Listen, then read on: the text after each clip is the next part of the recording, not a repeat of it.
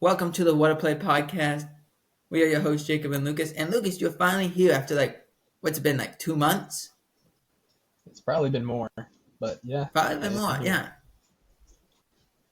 So Yeah, we've been a little, well, okay, not a little, very late, because Lucas has been busy. I've been sick. We're trying to go through this all. But we're going to do, before we do what happened in the Super Bowl and all that, let's do a retrospective of our season. So, Lucas, since it's your team, the Patriots, let's start with you before I get all hot and heavy and yeah. go on to something else. So I mean, I guess looking back at the last season, it was disappointing. I mean, to say the least. First time head coach Jerome Mayo, and we saw how that turned out. It wasn't good. Um, you know, people. I guess it's still a hot topic of whether he should have been fired or shouldn't have been fired. I'm in the camp of I think it was the right decision. I'm not saying Gerard Mayo was a bad. I mean, he was a first time head coach, so of course he's not in contention for coach of the year or anything like that, and no one expected him to.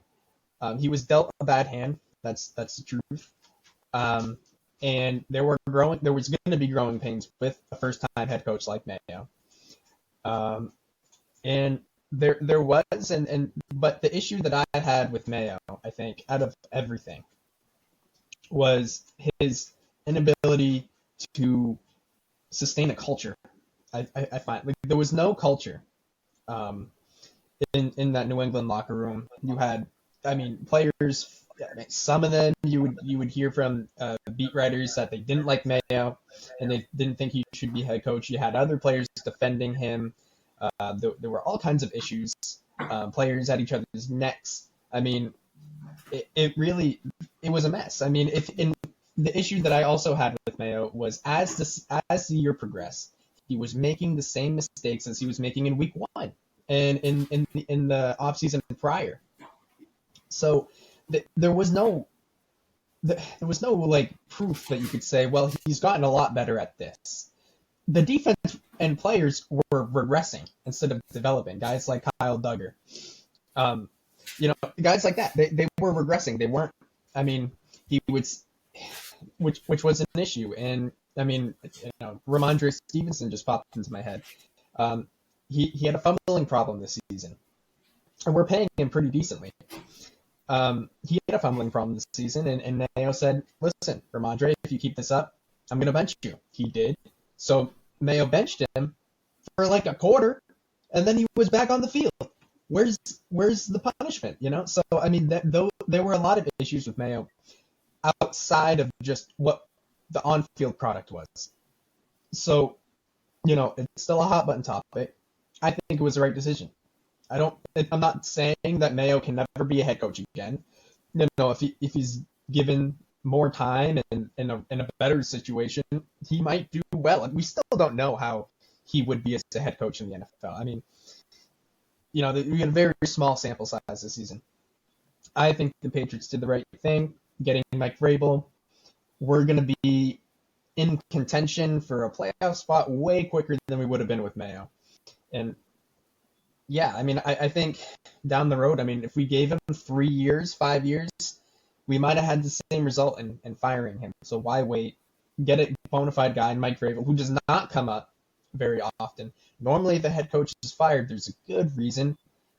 There really was none for why he was fired from Tennessee. I still don't know. I mean, I want to say they changed GM and they didn't like him, whatever. But it was a golden opportunity. Take the opportunity. So there's coaching, I guess, for the last season. Of course, we could get into Van Pelt and geez, I don't even want to remember. Demarcus Covington, I want to say, was our defensive coordinator, and he was terrible. I don't want to remember him. Alex Van Pelt. I kind of wish we kept him on the staff this season. I won't lie. I would have liked to see him as our quarterbacks coach, not our offensive coordinator. I do love the Josh McDaniels hire. I think I mean, if you look at where he was mainly focused on Drake May was playing really good football. All right. I mean, his record didn't show it, but Drake May, as every game went on, he got better, and he outside of the rest of the team was the only outlier that was actually showing improvement. So you're like, holy cow, this guy Drake May. I mean, he's playing good football for a rookie. He's not playing rookie football. Um, a lot of that credit can be given to Alex Van Pelt. That's why I would have liked to see him continue to be maybe the quarterback's coach. His sole focus, it's all he does is just focus on Drake May and of course Joe Milton if we keep him.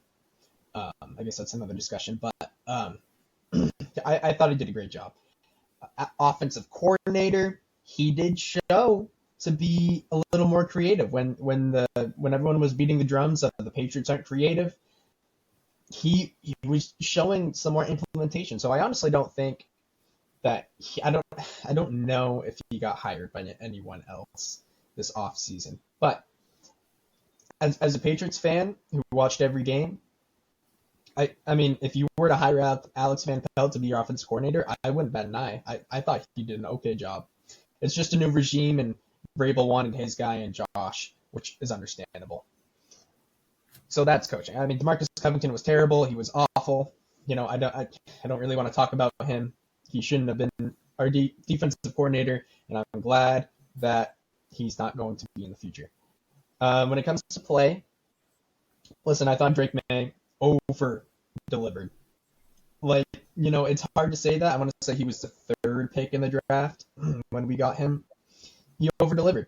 You could make an argument that he was the best quarterback of the class. I don't think he'd win due to the fact of his record.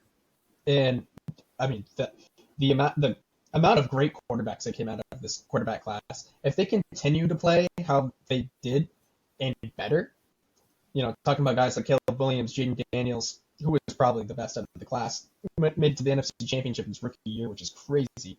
Bo Nix, Michael Penix, amazing quarterback class. If they play how they have and continue to grow, this might go down as one of the better quarterback classes of recent memory. I mean, it's insane.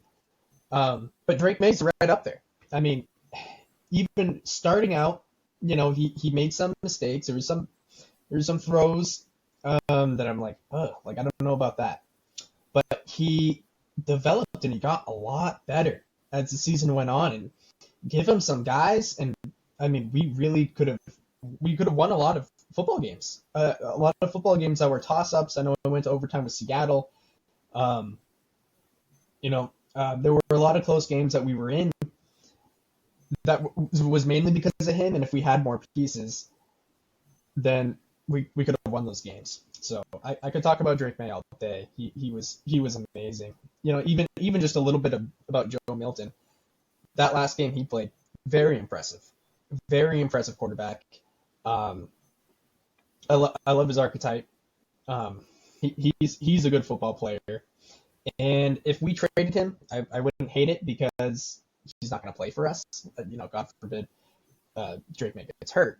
You know, if we can turn him, we would draft him in the 6th round or whatever. If we can turn him in a package trade, and you know, potentially, you know, if we trade him straight up and got like a third, I mean, that's a win right there. I mean, that's turning a 6th round pick into a 3rd round pick. So I love Joe Milton. Our receiving core, terrible. It was absolutely awful. I saw, I don't want to talk about Steve Smith, but I saw that he said that Jalen Polk, that he wasn't ready to write off Jalen Polk. I hope that's true. You know, I saw absolutely nothing out of him this year. You know, he had a terrible personality and was terrible on the field. But the fact that we drafted him in the 2nd round, I'm hoping there's still something there. I don't hate Keyshawn Booty. You know, I like Pop Douglas. I know Kendrick Bourne is more gas in the tank. I don't know why we didn't utilize him more. Other than that, man, I could care less about this receiving core. I hope we bolster it up.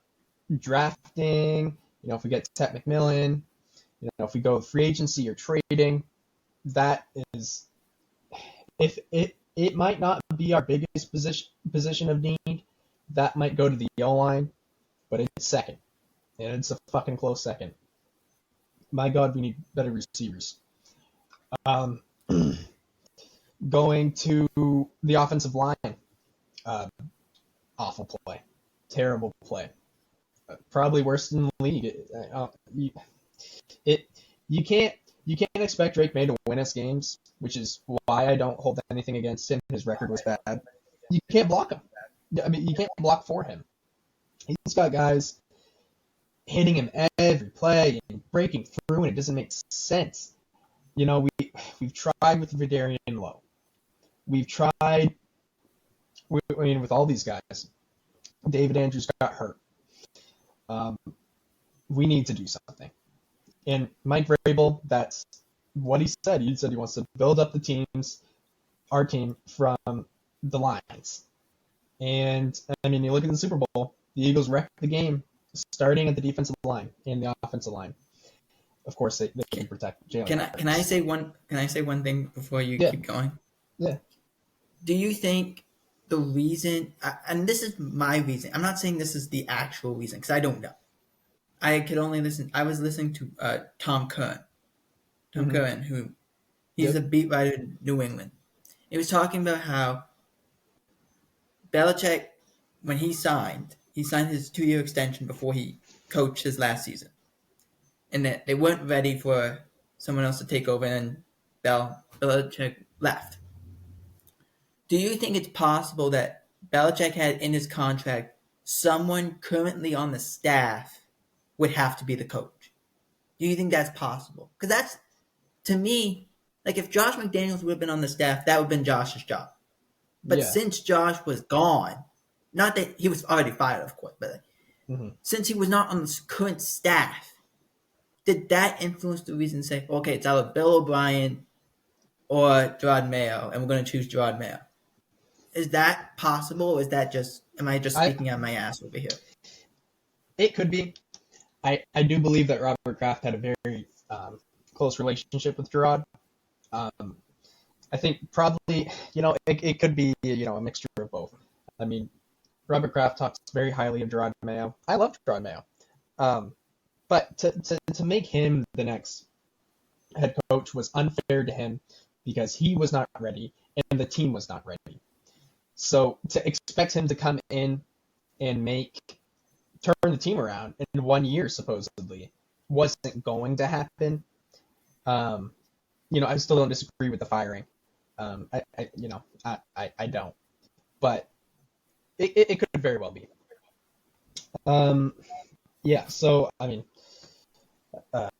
there's offensive line. Our defensive line was not good enough. We can't get pressure.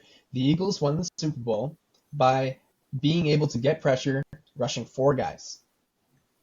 We couldn't get pressure if we rushed 5. I mean, so we and of course, Barmore with his blood clots. I hope he's happy, healthy, and whenever he's ready to return, if it's next season, I'm hoping so. If not, take all the time he needs.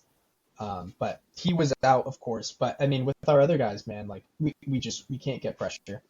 In the secondary, I thought Christian Gonzalez played great this year. I mean, of course, his rookie year, he only played 4 games. In those 4 games, he was great, but he only played 4 games. So this year was kind of an important year for him to show that he can stay healthy, and he did. He played really well, but he needs help. I expect someone like Kyle Duggar to improve next season. I love Kyle Duggar, who was great under Belichick. This past season was a rocky road in terms of coaching. So I expect him to have a bounce back year. But I really hope that we sign someone in free agency or draft at corner. Christian Gonzalez, he needs help because Jonathan Jones wasn't it. He's regressed a lot in the last season or 2. He's getting burned by number 3 guys. It's just not a recipe for success. So, I mean, I'm not opposed to signing Jonathan Jones back, but he can't be the number 2 dude. You got to get someone else that can take a formidable number 2 receiver and then play around with that. And Joey Sly, I mean, if we're going to kicker here, he was fine. And he wasn't lighting up the world or anything like that, but he was fine enough for his job. So I mean, I guess that's the Patriots season in a nutshell. It was overall not good, but if we're gonna look a little bit into next season, I think we're bound to make some major improvements. I think that was very well said. I do think, and I thought Vrabel was the right hire. Did I think? And I was having this conversation. I think I had this conversation with you, but I was having this conversation definitely on NFL World. Where I was saying this idea of having two minority head coaches interview, and then not even having them technically like you're interviewing two minority candidates. Like for an example, you guys interviewed Pep Hamilton and Byron Leftwich. Yeah. Both guys hadn't coached since 2022. They were not going to get the job. They just weren't going to get the job. We all knew who was getting the job. We all knew that you guys wanted Vrabel. That was understandable. Everyone understood that. But it was like, we were well aware of it. And my whole thing, and what I was saying, I'm like, because the Cowboys did it too. The Cowboys did it too. I can't say that. Yeah. Outside of Robert Saleh, who I don't even think was really up for the job, but he was a head coach, and I was like, okay, sure. They brought in Leslie Frazier. Leslie Frazier wasn't going to be the coach. They were just trying to satisfy the rule. So I didn't quite understand, and I still don't quite understand, why that rule is in place. I think if you want to do this, you want to do the minority thing, and I think that's fine. That's understandable. I get it. I'm all for that. You have to do it in a stage. You have to do stages of it. I'm not saying you have to say you got to interview two guys, but one of those guys have to have a second interview. One of those guys you actually have to consider. Mm-hmm. Outside of just saying, yeah, you know what, we're going to interview these two guys, and then we satisfy the rule, we're not going to interview them again. Yeah, I agree with that. I think that's what you have to do. I did like the hire of Josh McDaniels. I thought that was a good hire. I wasn't surprised. I actually texted you when I said Vrabel got the job and Josh is probably going to be the coordinator. And you're like, yeah, I'm perfectly fine with that. Yeah. I think, yes, Rob Mayo was put in a terrible position. When Belichick left, that team was not very good. I have to admit that. That's fair. Mm-hmm. A lot of that you can blame on Belichick, the GM, and then who you brought in as the GM. You can say that all the time. I agree with that. That's fair. I do think there's Gerard was obviously not ready. He was an inside linebackers coach. That's obvious. But that's why I bring up that whole thing of, do you think there was in a part of Belichick's contract, there has to be a head coach in waiting and he has to be on the staff. Yeah. That's why I was saying that, because I'm like, because that was my whole thing of the situation. Right. Because I think that was kind of like what Dallas did too. Not intently. They don't do anything intentionally. That's kind of what Jerry does. He doesn't do anything intentionally. He just ends up doing it. That's the problem. Right. And so that's kind of what I thought Robert Kraft did. Maybe not intentionally, or maybe was. But I think that's just what happened. I love it when I know this is going to sound terrible. I know this. It sounds terrible. So anytime a black head coach gets fired, you go turn on one of these like sports channels and they're always like, I can't believe he got fired. You're doing this to the brothers. And I'm like, no, he was a bad coach. Yeah. I remember how they were saying, Marvin Lewis has to get fired. He has to get fired. He has to get fired. They were chanting from the rooftops. And then he got fired and like, why did he get fired? Yeah. I'm like, he was a terrible coach. They did the same thing with Hugh Jackson. He was a terrible coach. If you're a bad coach, you shouldn't coach in the NFL. There's only 32 head coaching jobs in the world, and in the NFL. If you're not good, regardless of skin color, Yes. if you're a great coach, Regardless of skin color, you're a great coach and you deserve a job. But if not, then you don't. It's as simple as My that. best example is Bruce Arians. Bruce Arians, great coach. He's a great coach. He's always going to be a great coach. He's been everywhere. You should watch. He did a documentary about, I don't know, 10 years ago or something like that. 9 or 10 years ago. He explained how he got fired at all these jobs. He got fired at Temple. He got fired at Alabama. He was here. He was there. He left here. He went there. And then he got in the NFL. He only got a head coaching job when he was 60 years old. Most qualified guy only got a head coaching job at 60. That's kind of how this works. It's so hard to get a head coaching job, and because of how Bruce Arians is, where he doesn't mince words. He's a guy like that. That's who he is. He's going to tell you what he thinks. We're now in this situation of everyone saying, we got to talk to like a Leslie Frazier or Marvin Lewis and all that stuff. I'm like, fine, you can talk to them, no issue. But do I want him as a head coach? No, I don't. That's why I was like, this kind of segues me into the Cowboys coaching search, because it was as bad as it was last time. It was bad. This is, like, I texted you this. They waited 8 days before they made a decision on McCarthy. They waited 8 days. They could have interviewed Aaron Glenn, Ben Johnson. They never did. They never got there. They could have interviewed Liam Cohen. They never got there. Never did. Could have. Never did. They interviewed Saleh. They interviewed Leslie Frazier, like I said. They never interviewed Mike Zimmer.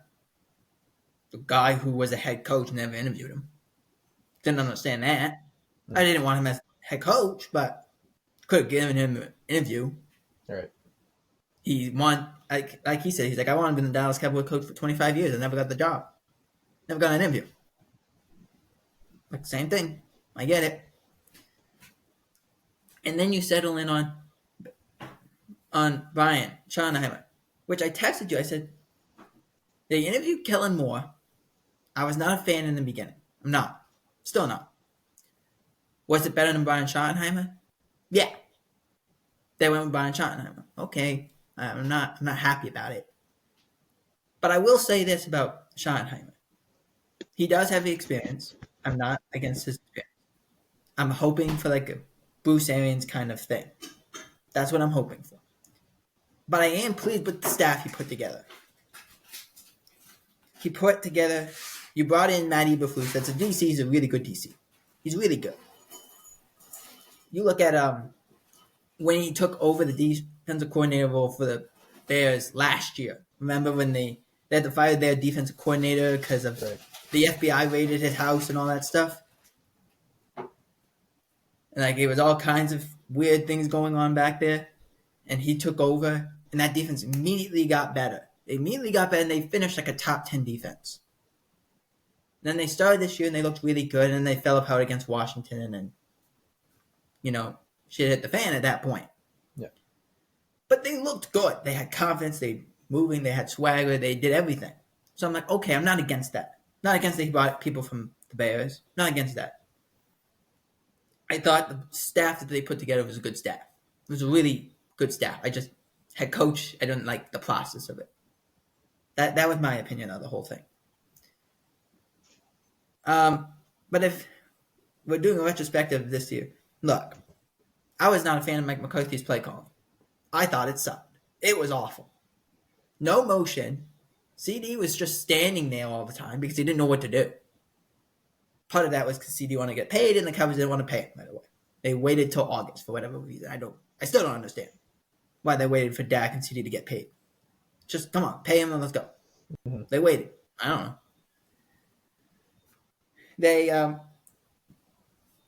They go. They don't have enough talented people on the staff because you didn't fucking sign anybody. You signed Ezekiel Elliott and Eric Kendricks. Best player was Eric Kendricks. Like, I like Zeke. I love Zeke. I will always love Zeke. Doesn't have it anymore. Looks like he runs in quicksand. Like, I love him, but he looks like he runs in quicksand. It shouldn't have taken us 2.5 months to find a run game. And we only found the run game when we were against, like, the Giants.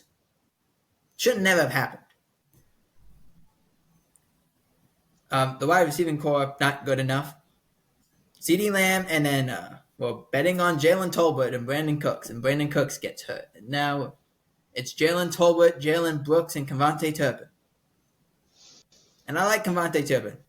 McCarthy never used him. I like Deuce Vaughn. They said, we're going to use Deuce Vaughn in passing concepts. They never used him. I don't know. Jalen Brooks was falling out of every route and getting picked off every time. I was looking at this thing a few months ago. I was like, how was this team 3-2 after 5 weeks? And I'm like, because you had Dak. He was trying to play like he was a hero over and over again, and then he got hurt. So you had all these things going on, and your team wasn't doing anything. And then you didn't know what you wanted to do at the trade deadline. You ended up trading for Jonathan Mingo, which that was a mess and a half. You only had 3 catches on the rest of the year. You didn't do anything.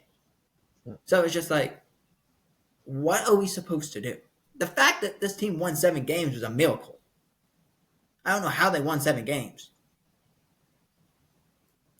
Defensively, it started out slow, but it got better.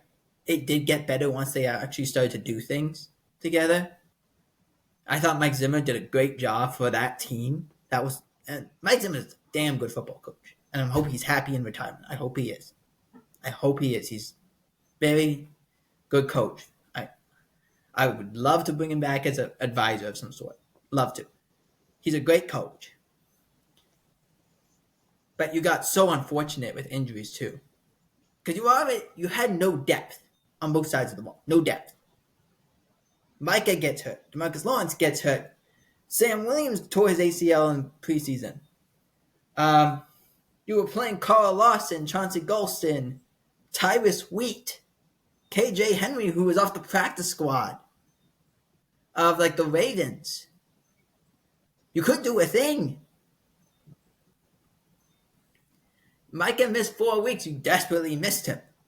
The only thing that was a revelation outside of Eric Kendricks was DeMarvion Overshown, who was playing lights out and then he got hurt. You can't win that way. Your draft picks actually did play well outside of Tyler Guyton. That tight ends, that takes a long time to get good at. But they actually played pretty well. They actually did. I was impressed. But what do you want them to do when you don't have a talented enough team? And you're betting on Kalen Carson, Andrew Booth, and Nick Vigil, and Carlos Watkins, and a 36-year-old Linval Joseph, who I thought Linval played great, but I didn't want him to play that much. Like, it was insane. The one good thing of our team was our kicker. That was it. Our kicker and punter. And Turpin, when he was returning kicks like he was a crazy person over there. But other than that, it was in CD, of course. But other than that, it was just nothing. Yeah. It was nothing. So it didn't work. I was upset that they took that long. They should have just fired McCarthy when they could.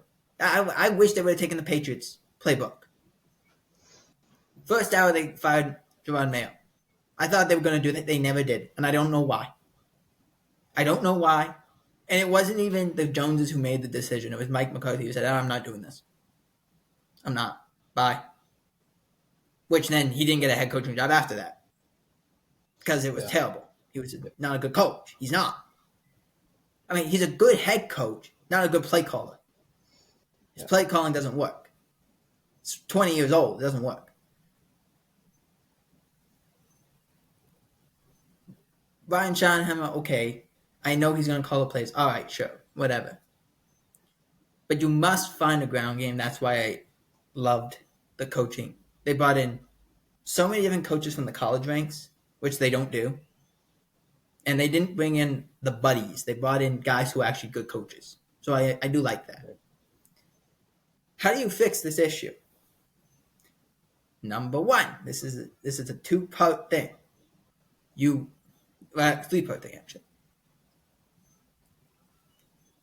Dak, you gotta pay Dak.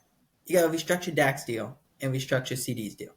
By doing that, you create about $70 million. Just by that. By paying Micah, you create about another 15. So you will already have about anyways between 80 to 85 million just from those three moves. You can make other moves and cut one or two guys and you get to like 100 million. You can do that. They could have done that last year. They never did, but they could. It's built that way. The one actual good thing the Cowboys do is they know how to build contracts. So you could do that. I'm not saying you have to spend a lot in free agency. You don't have to bring in like the T. Higgins and this guy and that guy. I'm not saying that. But bring in players who will help you at needs that you have.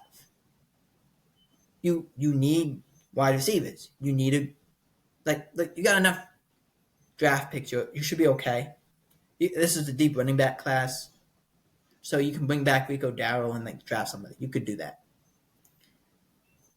and I'm cool with that. But you got to build this receiving core up, this defensive lineup. They're not good enough. They haven't been good enough. You can't stop the run off the right end side. You can't do it. You haven't done it in 3 years. It's been four different defense coordinators. Haven't been able to do it. You got to fix that. Depending on when Trayvon Diggs comes back, because it's a weird injury, he actually had to have a bone graft in his knee. So the time limit's a little spotty. You'd have to bring in probably another corner. But you could get away with that. You don't have to spend a lot of money. Just fill some needs and then draft behind that. You should be okay. But you got to be willing to do that. That's something they're not really interested in doing that. And they want to use terms.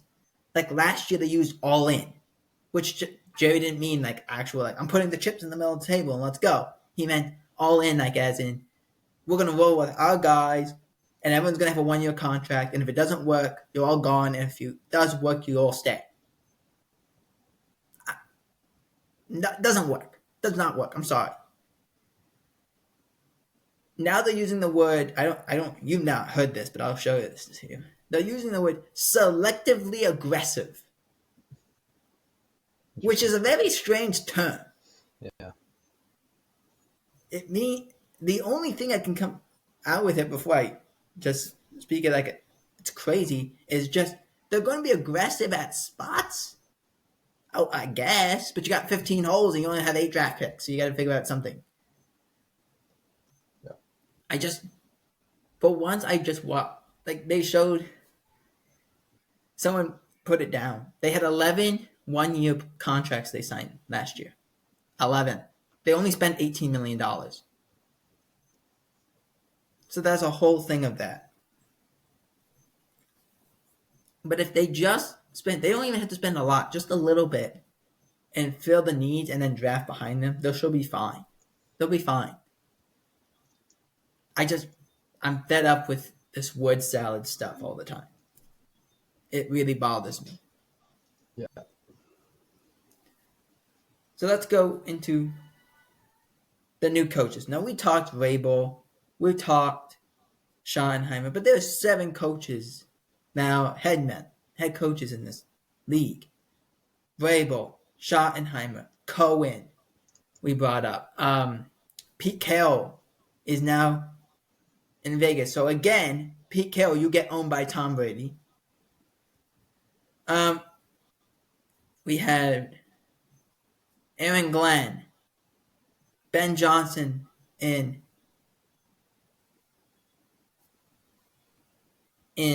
Chicago, and Kellen Moore took the last job in New Orleans. I really want to sit more on the Kellen Moore one, and because you don't really have to talk about this one. I'm committed to saying this because I've said it everywhere, so I'm going to say it here. Kellen Moore, when he took the job, that's a terrible job. It's a terrible job. It's not a good job. It's an old roster. They have no cap room really.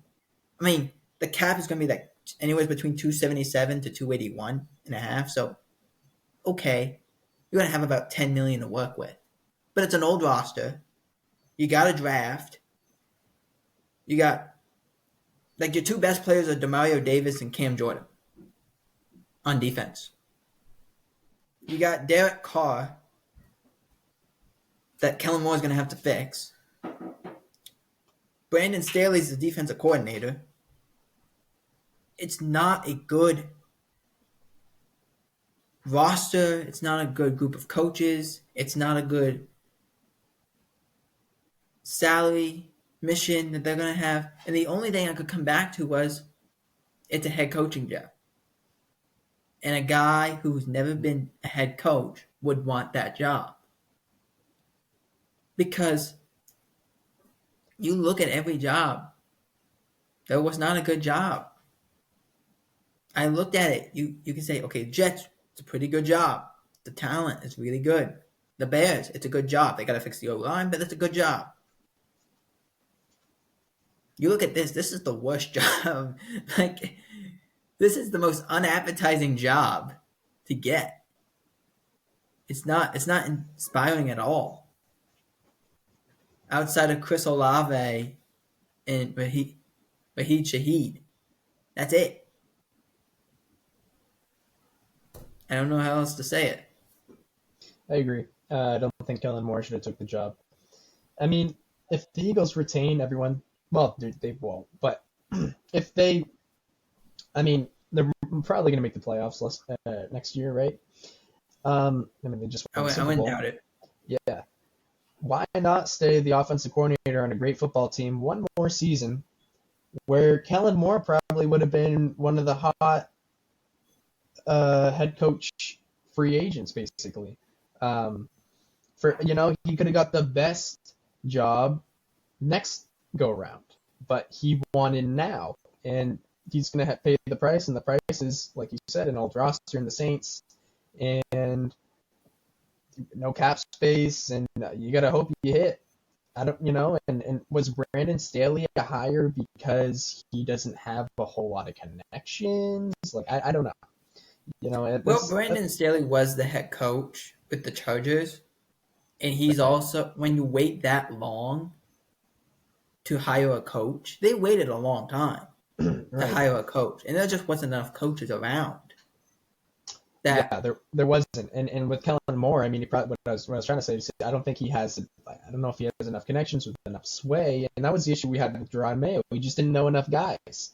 So who's he bring in? Well, he keeps, he brought in Alex Van Pelt, who was someone on the Browns, and DeMarcus Covington. I don't know if he worked for us before and got promoted. I want to say that's what happened. Yeah, I think he was like the defensive ends coach or something like that. Because he probably knew no one to. You know what I mean? That's the issue when you get a guy that, who hasn't been a head coach before. They don't have connections. Worked perfect for Mike Vrabel. It came out today that Vrabel was already talking to Josh potentially about this when he was on the Browns, Vrabel.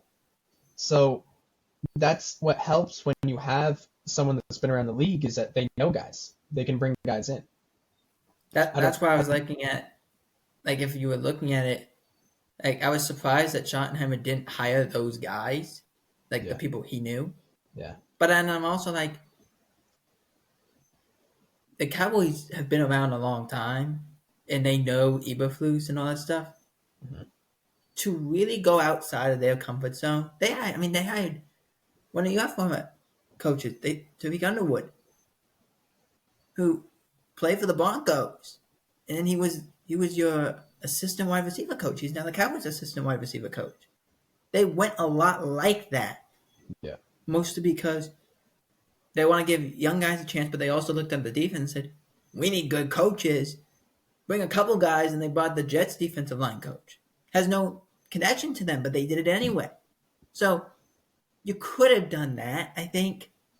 But I think they also looked at it and like, it's Kellen's show. Let him do what he wants to do, I guess. But still not a great choice. I don't think that. I still believe the reason Brandon Staley got a head coaching job was because he had Aaron Donald. and Jalen Ramsey. And he probably talked to Sean McVay at one point on the staff, and boom, here you go. I wonder if that's how it worked. They like had to tape their conversations. Oh, I taped a conversation with Sean McVay. And now I got a head coaching job. Mm. Just fell out of the sky. But anyway, let's go. Let's move to the Browns a little bit. So Myles Garrett, he brought this up last year. Said, look, if we're gonna rebuild, I don't want to be a part of it. I want to be out of here.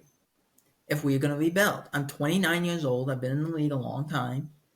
My body, it's not what it used to be. I still have this foot issue that doesn't quite go away, and I want out. Now, the tricky thing with a Myles Garrett move is he's the injury, but the contract. His contract's very expensive, and he wants a new contract. So, how do you do it? Now, he has said he'd be willing to take a chunk of his contract out, but what does that exactly mean? It's kind of all over the place. I'm curious to see if he's willing to take like a 1-year contract and then try to cash in at age 30. That's my opinion. Yeah. I don't think he's going to get traded, though. Not because of course, he wants to. The Browns seemingly are not going to give him up. I mean, I would be afraid to see what they would give him up for. And, of course, when this news came out, I'm like, oh, this would be amazing. Love Myles Garrett. Someone his size usually plays till about, their prime years. They're way longer, just due to the fact that they can sustain more hits. He's a huge guy. I don't think it's going to happen. I don't want the Patriots to give up the whole friggin' boat, just to get a guy like Myles Garrett for the prime of maybe 5 more years. I know that the Patriots I guess still are in contention if they would make a trade, from what I understand. The Commanders are also a team that seem highly interested. The Commanders are a team that, they made the NFC Championship, I don't know how, due to the fact that they signed a lot of veteran 1-year guys. So they have a lot of holes, and they still have a lot of holes that they need to fill. They have aging players, and someone like Myles Garrett that can give them, insane pass rush for, 4 or 5 years of, like I said, probably his prime left. Those are the teams that are interested, but they have to give up a hell of a lot because it doesn't seem like the Browns want to move him at all. I think the thing for Myles is we might get like closer to the draft, right? Before we even hear anything, if anything at all transpires. Yeah. But I don't think you can be the Browns and get to day 2 and Myles goes on the phone and tells them, hey, if you don't trade me, I'm not showing up. Because now it's like, okay, we're in day 2. What are we going to get from Myles Garrett? And because we don't have a first now. Yeah, and if I were the Browns, I would be willing to listen to Myles Garrett and shop him around. Like, I could see a potential. I wouldn't be opposed to giving the 4th away for Myles Garrett, to be completely honest. I know that's kind of a hot button topic for Patriots fans, is whether or not we should give up the 4th for Myles Garrett, and I think we should. I could see potentially a trade where we, Joe Milton is in the package. They need a quarterback. You know what I mean? We'll throw in Joe Milton, 4th overall pick, and maybe something else. That's nothing to scoff at when the Browns are looking at that. But I think they're so hard-headed right now that they're just like, nope, we need Myles Garrett. We already messed up with Deshaun Watson as our quarterback. We don't want to get rid of Myles Garrett. But I think they should look at that as a potential option. They should be looking. they should be shopping him. They should be seeing what they can get, and they should be driving the price up. And instead, they're just saying, nope, he's not available, which I don't understand. And if I was a Browns fan, I would be upset about that. Well, someone that could be available and probably will be available is Cooper Kupp. Cooper Kupp was told, not like he requested, he was told Mm-hmm. by the Rams, we're shopping you. Yeah. The thing with Cooper Kupp is, and this is the negative, there's two negatives to this guy. It's not that he's not a good player. There's nothing wrong with him being a player. But there's three problems. One, he's older. He's an older guy. And since 2021, his stats have consistently gone down. Since that Super Bowl year, they've consistently gone down. He's had injury problems. He's been injured a lot with that ankle issue. He's always had an ankle problem. It's kind of like Steph Curry when he was really young. He always had those ankle issues. You don't know what you're going to do. And he's missed. He went 9, 12, and 12. Meaning he's played in 9 games, 12 games, 12 games the last 3 years. It's not a lot. Mm-hmm. And the last thing is he's very expensive. He's very expensive. He's going to get 17 this year. I'm not paying 17 if I'm the Rams. And I'm not paying 17 if I'm a team trying to trade for him. And then the Rams are like, well, we'll work with so-and-so, and we'll work with him, and we'll try this, and we'll eat some money. Well, what? It's still $12 million for a guy who's not going to be here very much. So I just think he gets outright cut. But it's going to be interesting to see what happens with Cooper Kupp, because I was looking at a lot of these players who are going to be free agents this year, or who might get cut, and I was thinking T. Higgins, Cooper Kupp, potentially, Chris Godwin. Amari Cooper's like on the downside, so we'll see what happens with that. DeAndre Hopkins, who's on the downside. Marquise Brown. Potentially Tyler Lockett will get cut.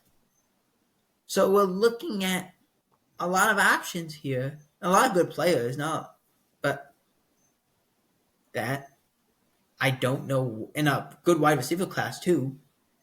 It's going to be really interesting to see what would even be an asking price if he was traded, and how would a team go about that?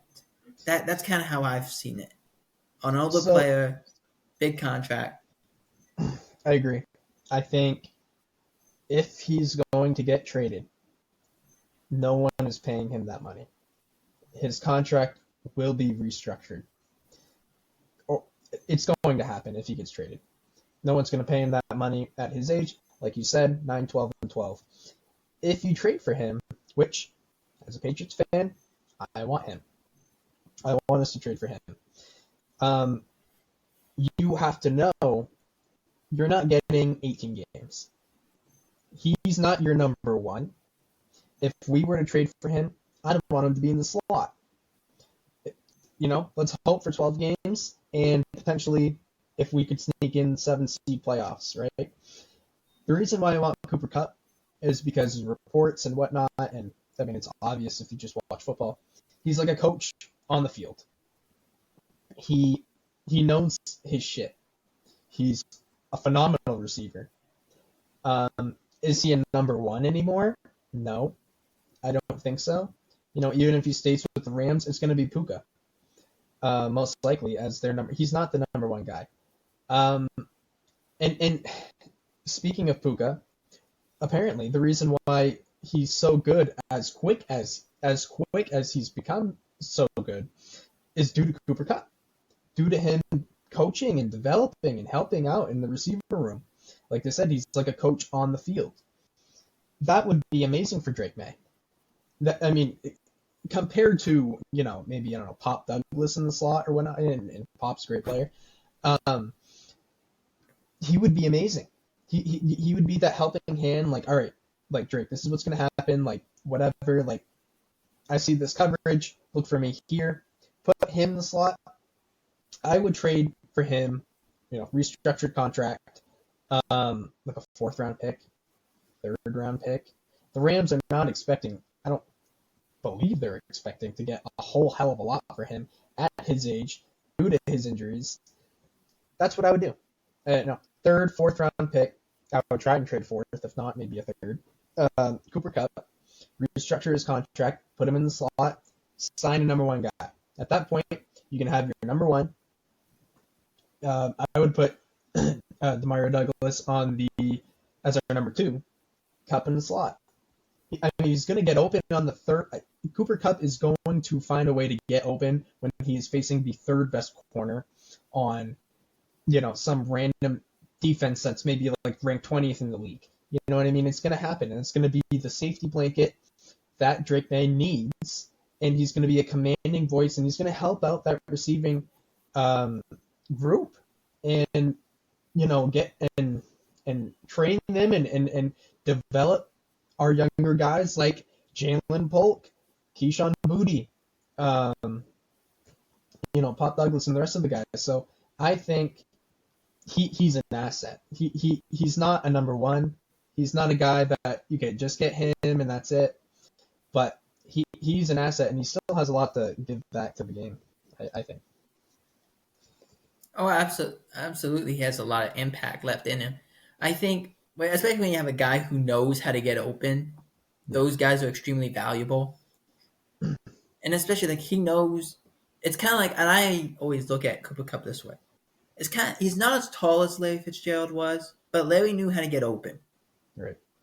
Larry didn't have to do as much to get open. He could just get open. And that's kind of Cooper Kupp in a way. Devontae Adams is a very similar thing, who I also forgot to mention. He'd probably get cut too. So you're looking at this, and you're looking at he's going to get paid. He would, if not get paid, he would be. If he was to get paid next 2 years, he would have to get paid $36 million a year. Right. Yeah. So it looks like he's just going to get cut. Mm-hmm. So again, like I said, a lot of guys, and what would you trade for a guy like that? The draft, especially, there's a lot of guys, like you mentioned, Ted McMillan, Luther Burden out of Missouri is a high-value draft pick. Mm-hmm. It's a lot of wide receivers. There's a lot of running backs. It's going to be interesting to look at this market, specifically in the wide receiver market. What is the person going to take? What are they going to take? I have to say this in the case of Cooper Kupp. This business is very similar to who you know, as any business is. Who you know. And I'm kind of proud to say this. It's not a great thing to say, but it's a proud thing to say. The college coach that Cooper Kupp always gives a lot of credit to is the wide receiver coach at Dallas. Just going to say that. That is the case. I don't know why they did that, but maybe it was for that. I don't know. To be honest, I would be surprised if he gets traded. I wouldn't be surprised if he gets cut. Which, that's kind of how it works. And they might do that for Cooper Kupp too. Like, pick your team. Absolutely. You know what I mean? Yeah. So that's why I keep going back to, what are they going to take? Like when I said that about Miles, would he take a 1 year, try to cash in next year? I don't know if Cooper Kupp could do that because of his age, his injury history, and all that stuff. And the fact that he's a declining player. But he still can get open. I still have interest. Trading for him? No, not really, because I don't want to waste my draft picks for the team that I have. But making a move and free agency on a short 1 year, let's go. I'm okay with doing that. Even a 2 year. Absolutely. Yeah. And it goes and brings me to his teammate, Matt Stafford. Matt Stafford, let me say this really eloquently. Matt Stafford's not going to get traded. It's just not going to happen. He won't get traded. He is looking around. He was given permission by the Rams to look around to see if there was interest.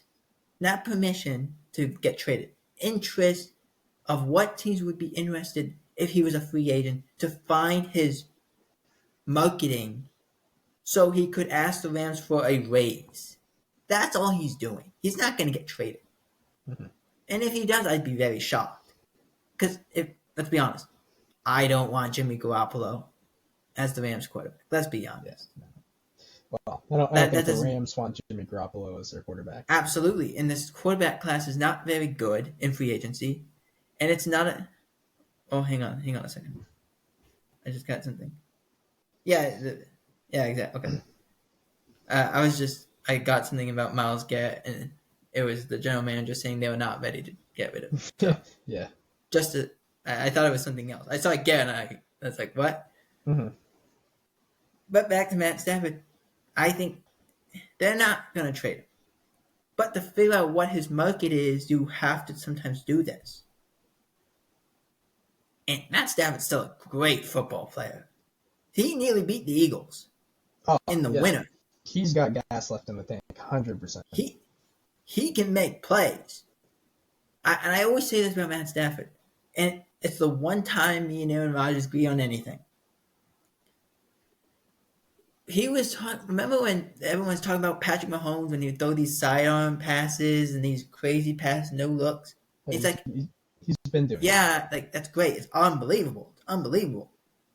Matt Stafford did it first. And no one talks about Matt Stafford. That guy in Detroit, because he was in Detroit at the time, he does those things.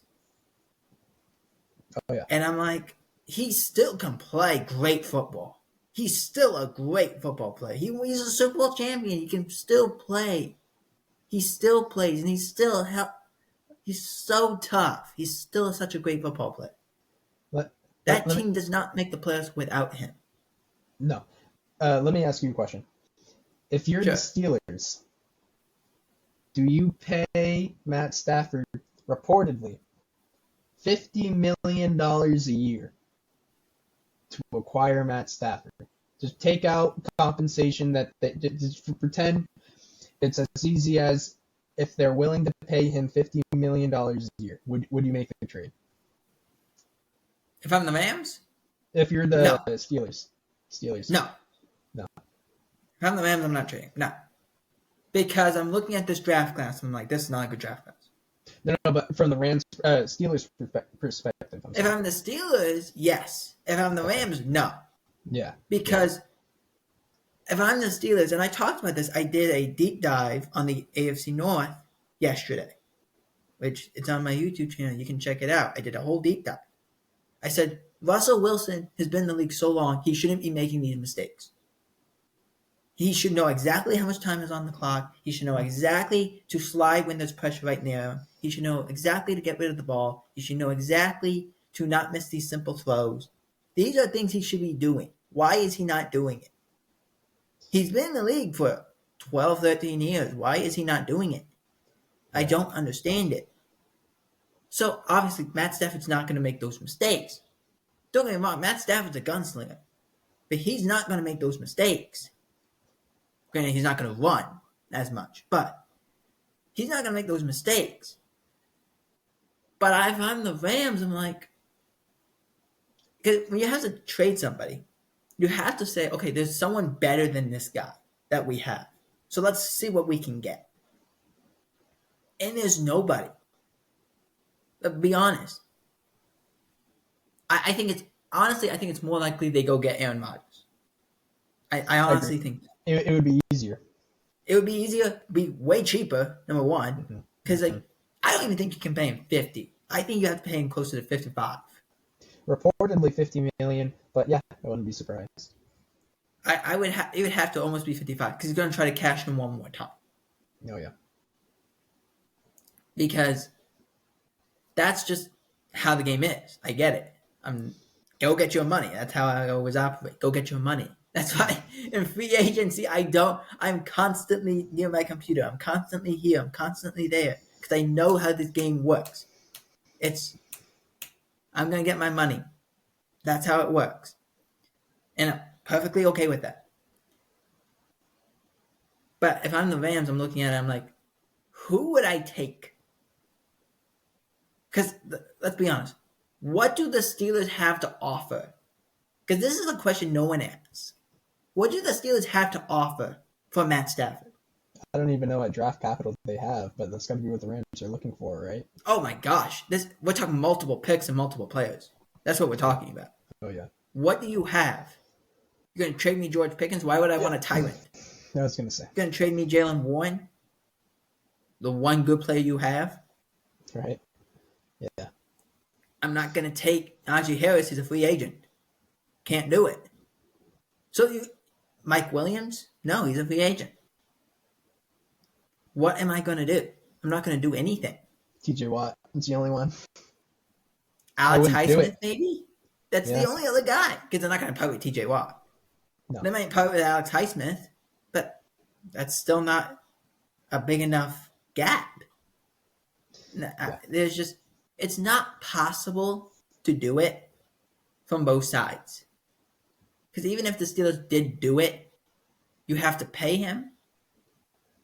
And I think they're kind of more interested in keeping Justin Fields. They bring in like a guy like Rodgers and they keep Justin. Yeah. Let him learn. Yeah, I think from the that's more Steelers' likely. perspective, I would do that. I think Rodgers has still got some good football left in him. If you feel like your team, yeah, I would get Rodgers, like, easy. So let's go into what we were talking about. Super Bowl recap. And Lucas, you kind of alluded to it. You said the defense really dominated. I'm going to say this. The Chiefs' offensive line struggled all year. That's easy to understand. It was the ability from the Eagles and the great thing that Vic Fangio did. Because we texted this back and forth that Patrick Mahomes was 8-0 against Vic Fangio. Until this day. Why? They got pressure with 4. They didn't blitz at all. Yeah, that's the biggest thing. They never blitzed, which is absurd. They got so much pressure. They didn't blitz. I texted you this, but I said it also in NFL What I said. They got pressure more than the Buccaneers got pressure. When the Buccaneers played them in 2020 in the COVID year, they got pressure, I think it was 42% of the time. The Eagles in the first half got 45 to 47% of the time. And finished with 52%. That's unheard of. That's godly numbers. Yeah. They got pressure every single time. And there was nothing Mahomes could do. Yeah. Every time there was a guy right around him. Brandon Graham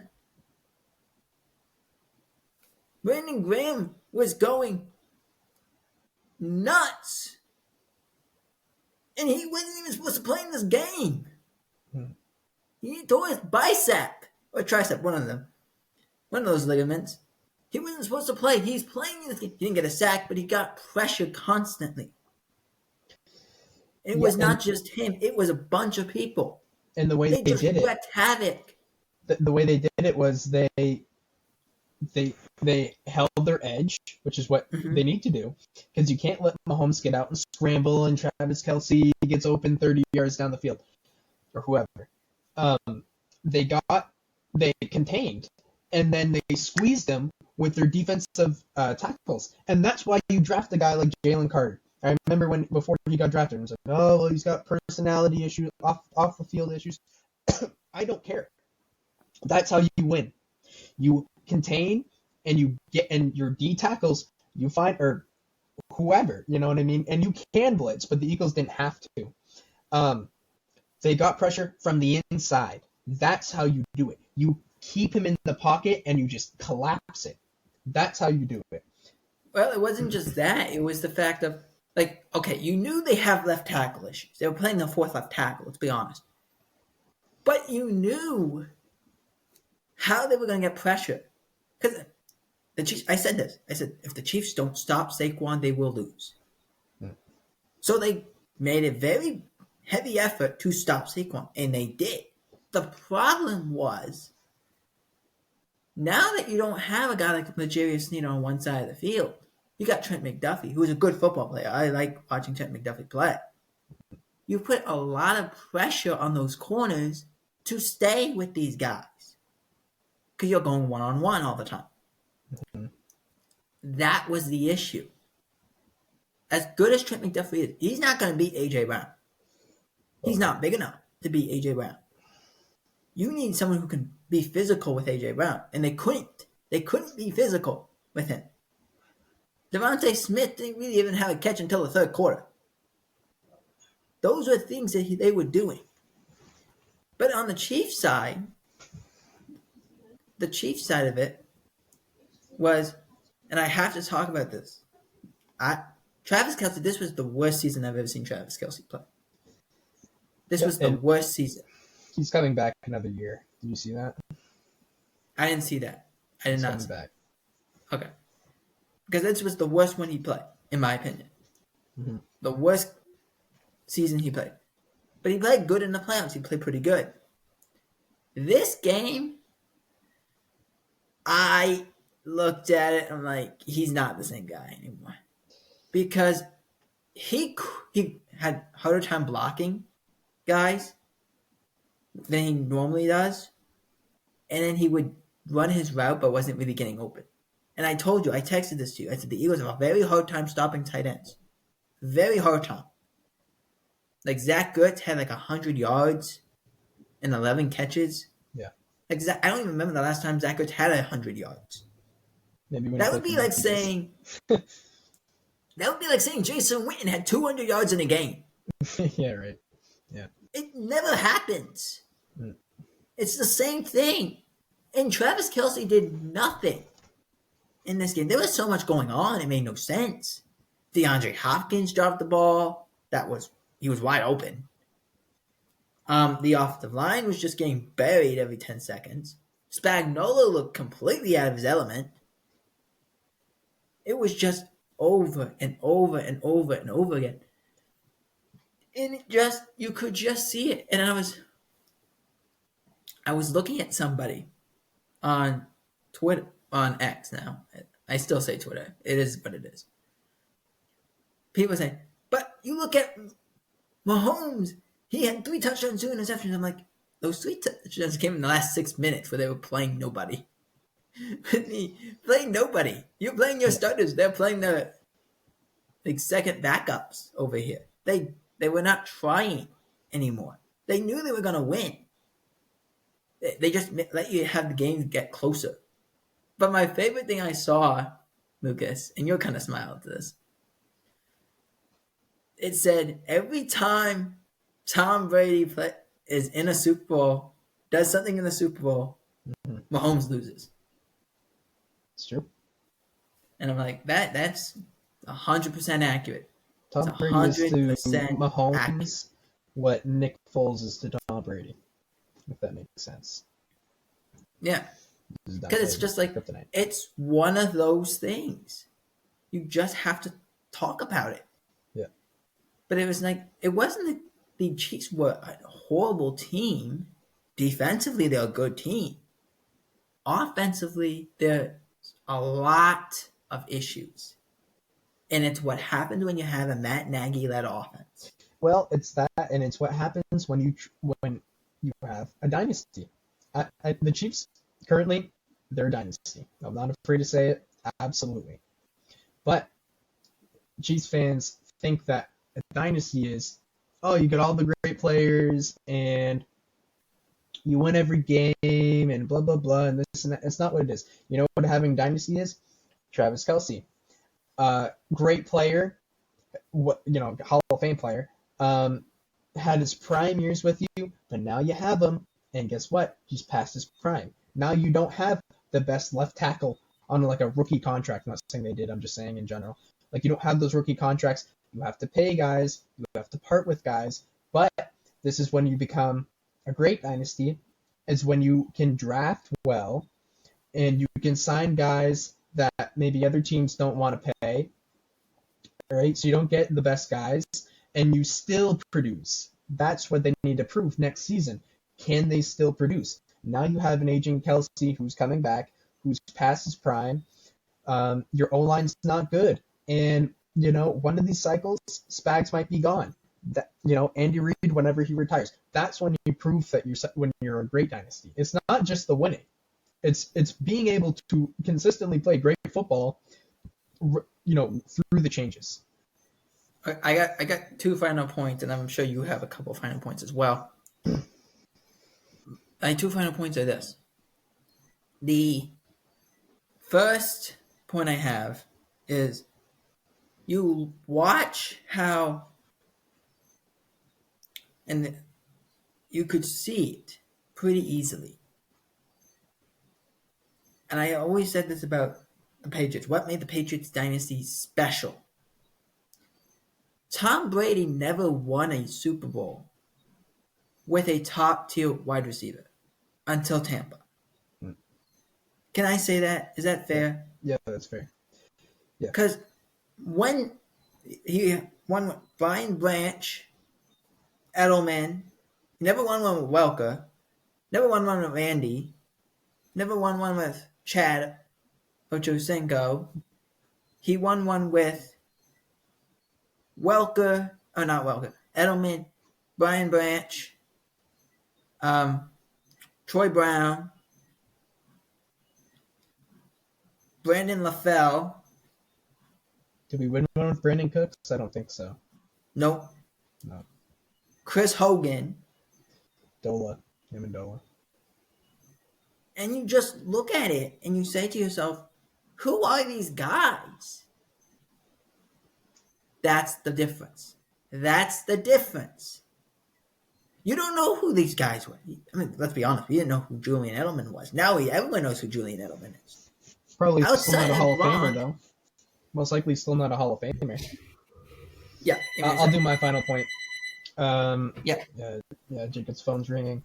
I think my final point that we need to consider when looking at this past Super Bowl is the blueprint is out to beat the Chiefs, I believe.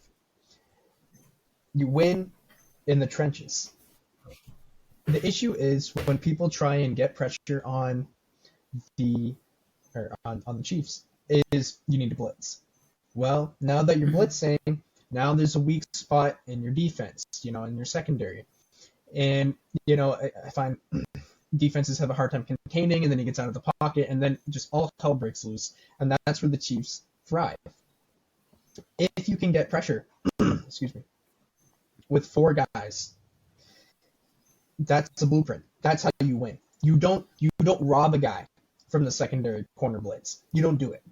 You stay disciplined and you rush 4 and you get pressure with your 4. So in the offseason, every team should be looking to bolster up their defensive line. You need to bolster that defensive line because you can't say, oh yeah, but we're gonna get all these great corners and our defensive line's okay, but we have some special blitz packages and we'll be able to get pressure that way. No, because at that point you're creating a weak spot in your secondary, and Mahomes is such a great quarterback that he is going to take advantage. So you need to stay disciplined, keep your guys in their spots, and get pressure with 4. If you can do that, you can beat the Chiefs. Well, it's not. It's yes, you have to get pressure with 4. One of the things that a lot of defenders do is they break contain. Yeah, you got. They try to go around Mahomes. You have to. That's what they do. You need to stay disciplined. So what happened is, when I'm talking about breaking contain, I'm talking about they run and they try to run around him to get him from behind. So they go around him. And that's but when they do that, you create space for him to go this way, forward, this way, forward. Yeah. He can go now. You want to force him to step up, and you need someone there when he steps up. Absolutely. And the thing that the Eagles did very well, they didn't do that. So, and there was always guys in front of him. So when they did go around him, there was always someone directly in front of him. So he couldn't just go forward. He had to go sideways. Now he has to throw the ball. Because now that guy's closing on him. And the defense is playing so backwards that they're just playing so far back that he's stuck in his area. Yeah. But back to what I was saying. We talked about it. Hogan, Edelman, LaFell, Brian Branch. Outside of those guys, Brian Branch is the biggest name. That's just what it is. Yep. There's nothing wrong with that. But he had Gronk. He had Gronk. But when Gronk got older and Gronk couldn't do the things so much, you had Edelman. The system was built in a way that Brady could organically build chemistry over years. So in those biggest moments, they could do those things. Right. And the younger guys, the not as good guys, were able to contribute in a way. The Chiefs haven't gotten to that point yet where they have figured that out. But the last two Super Bowls, they've had to do it. Sky Moore, Mecole Hardman, you had Hopkins, it didn't work. That's what happens. And that's what I saw. Yep. So we want to thank you. We know this went long. We want to thank you for watching. And comment down below. Was that a fair assessment of what was happening for our teams and for what happened in the Super Bowl? For Webplay Podcast, I'm Jacob Hebert. That is Lucas. And we will see you for our mock draft in April.